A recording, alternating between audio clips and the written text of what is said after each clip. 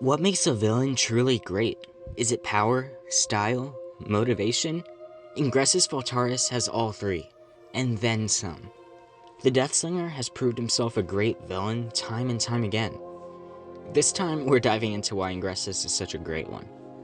One of the most important aspects of a great villain is what their goal is. Ingressus makes the audience sympathize with him, even as he does terrible things. His goal was to obtain the Prime Songs, and he was willing to slaughter each of the 4 clans to do it. I mean, go big or go home, right? Except in this case, home is on fire and everyone's already dead. Another important detail: what shaped him? Was it trauma, revenge, belief? The Deathsinger manages to claim all 3 of those. Having been through so much, it's practically a villain origin story starter pack. And when you put yourself in his shoes, his goals make sense from his perspective.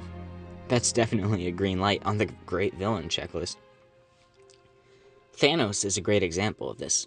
He strived to erase half of the universe from existence, and even though it was a terrible act, he was doing what he felt was right. He thought that by eliminating half of life, the other half would thrive. He's basically the universe's worst therapist. Ingressus shares this trait. Not that he's the worst therapist, but I don't know. He believed that the clans were stubborn and filled with deceit. They looked upon him with hatred, and if that's not motivation to rebel, I don't know what is. That definitely begs the question, are they right, just in the wrong way? Ingressus showed determination to stop the clans from slaughtering his people, and honestly, that wasn't necessarily a bad thing. But he showed his determination by nearly bringing his own species to extinction. Bit of an overcorrection, wouldn't you say? He paid the price for it. Ingressus isn't evil for the sake of chaos. He believes his cruel and vile actions will lead to peace between the 5 clans. And disturbingly, he might not be wrong. One thing that helps make a great antagonist is their connection to the protagonist, or hero. Ingressus shared a long and heartwarming history with Achillean, and that was all that held him back from killing him on Mount Velgrin. Well, that and the awkward fact that he trained the poor guy. But eventually, he gave in to hatred. The Deathsinger is the polar opposite of the Tidesinger in some ways, even having trained him during their time in Nestoria. But when you look closer, they're both striving for the same goals, just with very different methods. In the end, he forces Achillean to make the choice to kill him if he had to. Talk about the world's most dramatic trust fall.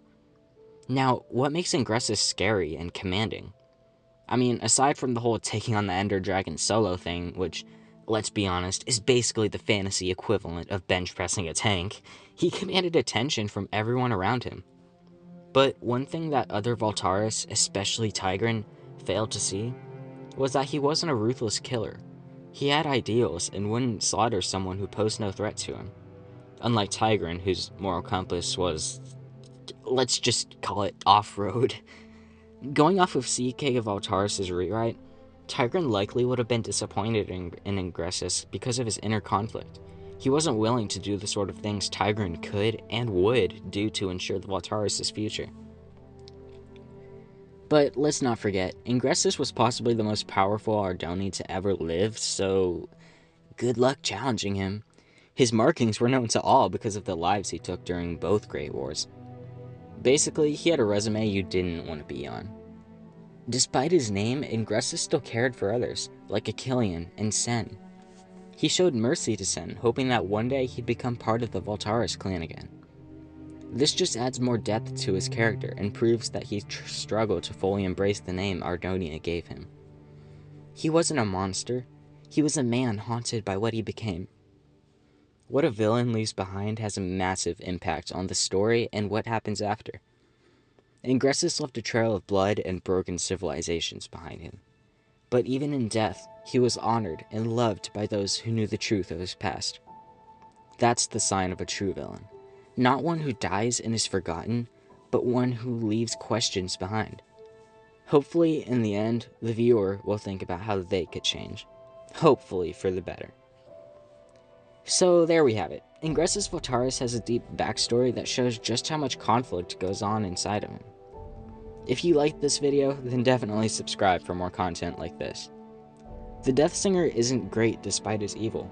He's great because he challenges what evil even means. And that is what makes a villain unforgettable.